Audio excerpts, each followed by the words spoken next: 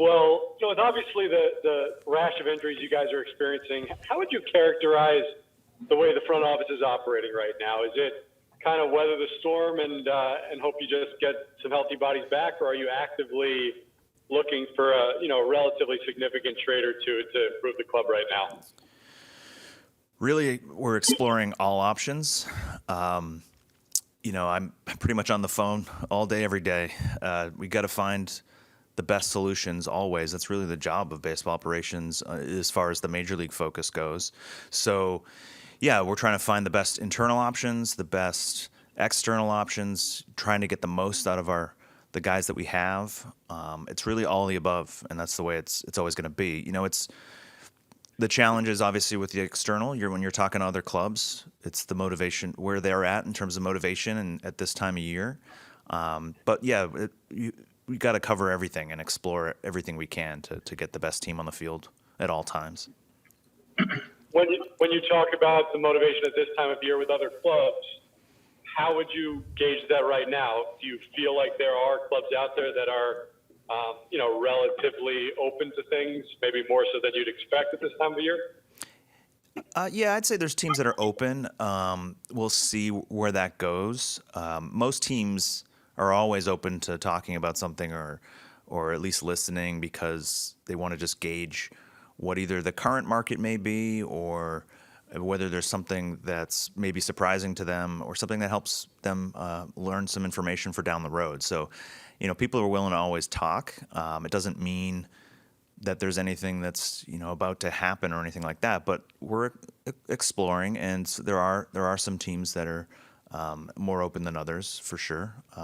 This time of year, what's typical is teams kind of are still waiting and seeing where they're at. I mean, it's pretty early, so I understand that as well. So, and I'm sure other teams look at us as an opportunity, given where we're at and where we're trying to be, that it's in their interest to engage us. So, yeah, there are some teams open. Thanks. Justin Toscano, go ahead. Your line is open. Hey, Zach, do you guys view the injuries, all of them, as just bad luck, or are there things on the medical side, athletic training side, physical therapy side that you might seek to improve upon? Well, I think these injuries aren't really that different than what I've experienced in my career, just the way things happen. But you always, no matter what, you take that opportunity to talk about, what can we learn from this? I don't see these injuries as something anyone did, anyone in the medical staff did anything wrong. That's not how I look at it. But it's always good to talk through these things. Is there anything that could have been done differently to prevent these things? How are players preparing? Why do we think maybe this happens? I think that's our job. So it's to do the due diligence, to have those conversations. But no, I don't look at this as something anyone did wrong. And where is Carlos Carrasco at, and when might he be ramped up for good to join you guys? So Carlos, if I'm going to put a time estimate on it, probably, looking at maybe late June, maybe early July, that type of time frame. But he's working hard. I talked to him. He was on the road with the team, so I got a chance to talk to him. He was feeling good. I think that those things come down to kind of like what we talked about before, when you start ramping up the intensity as you get closer, and you see where the guy is from there. So I put a timetable on it, but it's an estimate. All these timetables come with that caveat that they're always estimates, because there's a rehab process that happens, and you ramp up intensity as you get the guy ready for major league games. And so he's not at that highest intensity level yet. So we'll learn more when he gets there, but I know he feels good right now, and feels like the ball's coming out of his hand well. So we'll take it from there. And just to clarify, you guys didn't learn anything new about him that set him back further since the last time we spoke to you? No, I mean, it's still, he's dealing with the hamstring, so nothing significantly different. But obviously, we had him on a different time frame before, so it is a little different, but nothing completely different. Thank you. Eddie Coleman, your line is open. Hey, Zach, two questions. One, how do you juxtapose the type of player you're looking for right now with the fact that most of your starters, at least you hope anyway, are going to be back fairly soon, you hope? Yeah, I mean, that's the challenge, is trying to upgrade and add talent to the roster while realizing that, at some point, depending on the players, kind of where they are in their career, what their roster flexibility is like, that there could be a crunch down the road. You got to weigh that properly. We have to weigh that properly in the decision-making process, but the reality is there's plenty of opportunity now for people to play if they're performing, to get those opportunities. And we'll kind of worry about when guys come back, and that'll be a good problem to have, kind of thing. So, but yeah, it's definitely part of the conversation and part of the decision-making process. And I think you said Carrasco was late June, early July. Would Syndergaard be in the same time frame in your estimation?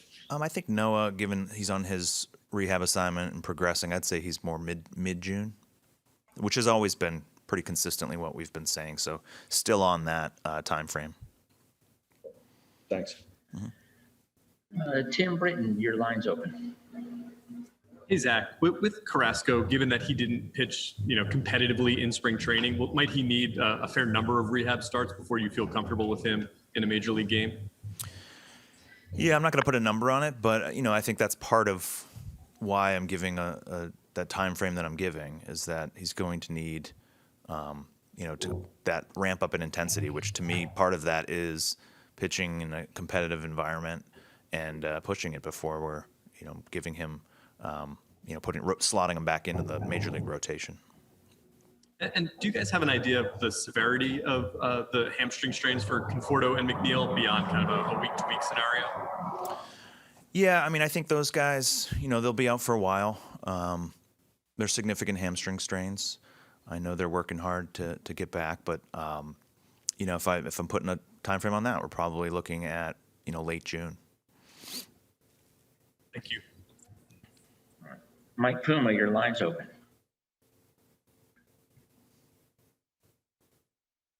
Zach, I just want to clarify something Louis was talking about. You have McCann at first base tonight, obviously. Was there any thought about, he talked about, wanting to get J.D. Davis a string of games at first base at Syracuse.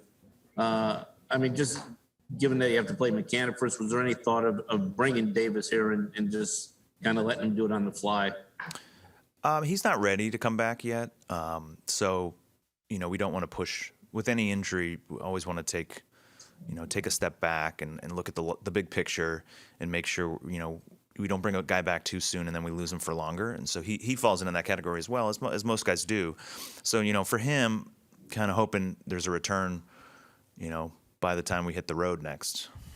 But, we're continuing to assess that, and that could change. But, that would be too soon for him to come up and play first base right now. And also, where do things kind of stand with Seth Lugo right now? So Seth's progressing well. He's on pace to come off the IL pretty much as soon as he can, which is, I think his first day of eligibility is the 31st. So he's probably looking about right around that time, either that day or the 1st, hopefully. Thank you. Tony DeComo, your line is open. Hey, Zach, just to clarify on Carrasco, a couple weeks ago, you guys were pretty adamant that this wasn't a setback or anything like that for him.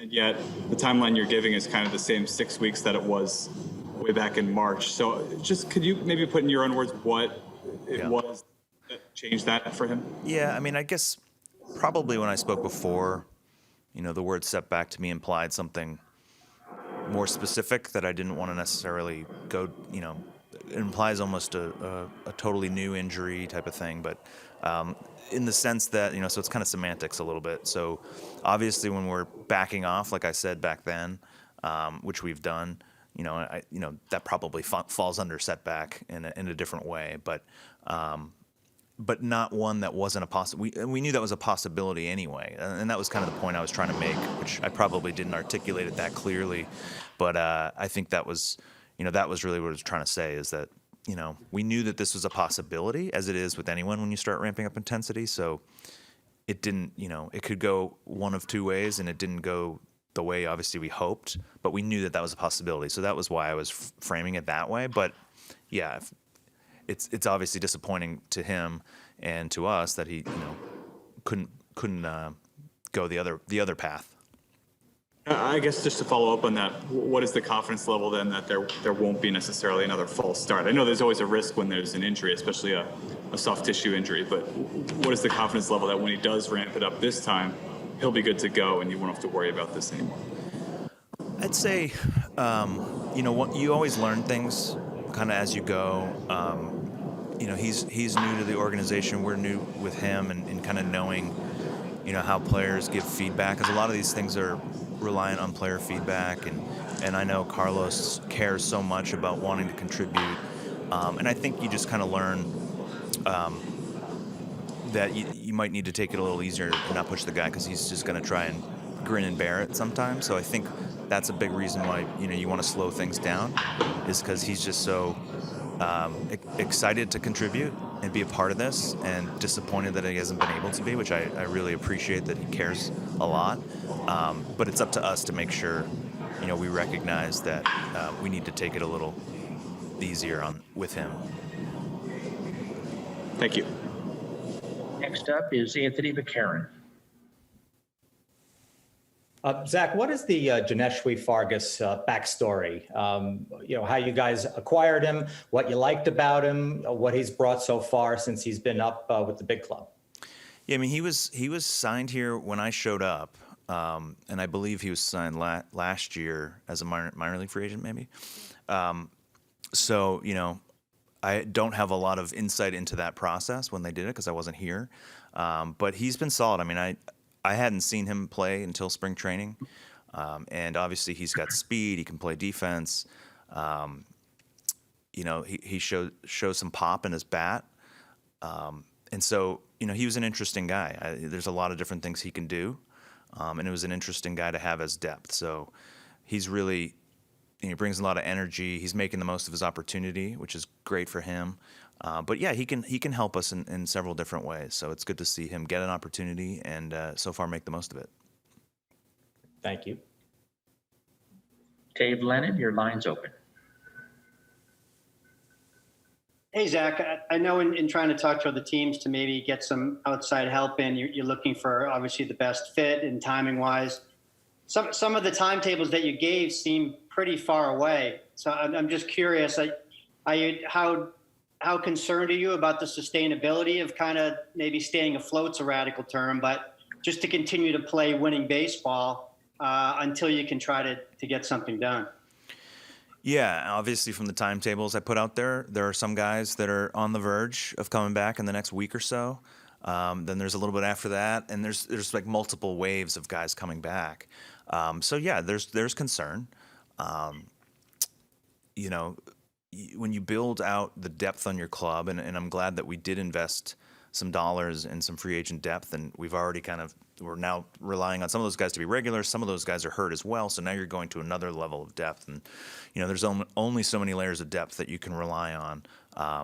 So yeah, there's definitely concern. I'd say the fact that a lot of teams are dealing with this, including teams in our own division, has allowed us to kind of stay where we're at, which is good. But yeah, that's why I said it's on the phone all day, every day type of thing, because we need to be exploring all the time and talking with people internally about how can we get the most out of this guy? What's the best way to use this guy? Having those conversations. I mean, I'm proud of the way they've played lately. There's a lot of scratching and clawing, and for the most part, our pitching has kept us in games that allows us to kind of scratch out some runs and pull out some games.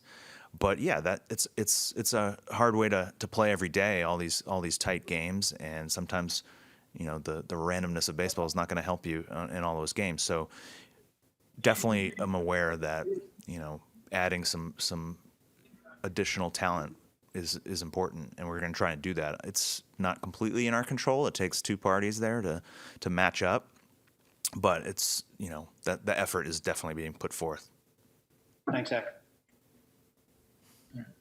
Jack Ramsey, your line's open. Luis Guillerme was out on the field today taking grounders. What is his timeline, and where is he at in terms of potentially starting a rehab assignment? Yeah, I think we're going to have a follow-up assessment with him.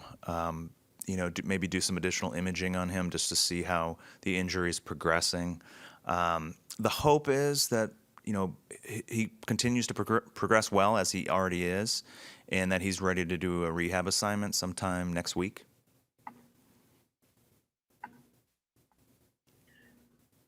Next question comes from Rich Catino. Zach, you kind of alluded to this with injuries on your team and injuries on other teams within your division in baseball. How much has that been a byproduct of the short season last year and the fact that players probably spent a lot more time ramping up this offseason than they normally would? And has that had an effect on injured players, particularly with kind of the soft tissue injuries? Yeah, I mean, we've definitely seen a spike in soft tissue injuries, and it's hard to know the direct cause of that. I mean, it could be, I think at this point it's really just theoretical. It could be, we had the last year's start and stop to spring training, never really getting too deep into even spring training games, and then having a quick ramp up in July with the summer camp, only playing 60 games. You have a situation where there was more guys were training, obviously, to stay in shape and stay ready as best they could for this season. But I'm not sure we knew what to expect when you have a lot more training than actual playing at game speed and game intensity, just because you couldn't replicate that. So it's hard to know, and it's hard to know, are there long-term effects of anything with COVID that affects people? I don't know. I mean, I think I've heard lots of theories out there. I don't think we'll have, an exact cause that we'll know, but it's obviously been a thing around the league, which is, it's been tough for everyone. Second question. You guys have relied a lot on analytics, much more than many organizations had in the past, and defensively it's helped you. How do you think that has kind of helped the defense be better, and how much of a goal and a mindset is it for the organization? Well, I think the mindset of the organization is to try to be the best we can be in any way possible. So it's not just analytics, but that's a part of it. That's one of the tools that we use. The opinions and experience of people in uniform and people that are talent evaluators is also part of that. I'd say specifically on the analytics side, yeah, I mean, there's obviously been a change in the amount of shifting that we do defensively. I credit that to Gary DiSarcina and Jared Faust working really closely together. He's our analyst, and they have a great. I showed up and just early on in spring training, just wondering I'm trying to learn how they do things, and I could already tell that DSAR and Jared had a good relationship, had a good dialogue going, where it's really a good combination of understanding kind of what the data may say, but also Gary's opinion, and they kind of come up with the final recommendations together. That's truly how they do it. It's not just a formula, just a model telling you where to go. They work on it together. So, and I think it's been very effective. So that's good to see. I mean, for me coming from the outside, I haven't spent that much time even talking about it. It was something that was already happening or starting to happen in spring training. Tim, back to you. Your line's open. Usually by July, when you're approaching the trade deadline and thinking about kind of the potentially big moves you might make as a team, you have a good feel for what your team is at that point.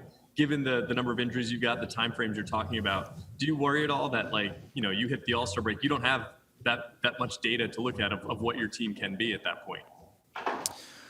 No, I don't worry about that. I mean, I think that the challenge, the bigger challenge is there's a big need right now, and like I kind of referenced before, it's harder to address your needs in May or early June than it is when everyone's kind of in that mode, or there may be more teams that are ready to make their players available. And then there's the challenge of knowing, you only have so many bullets to use in trades. You only have so many trade players you're willing to trade. You only have sometimes so many dollars that you're willing to take on. I mean, there's always those limitations with every team.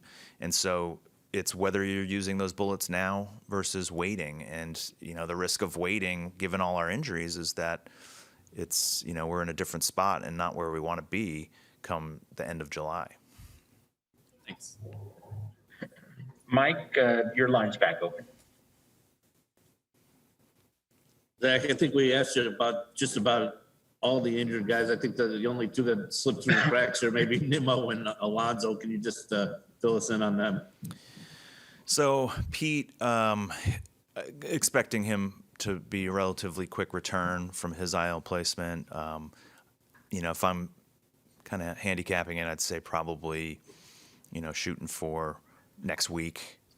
But we'll see. Again, these are the kind of day-to-day injuries that are always tricky to forecast.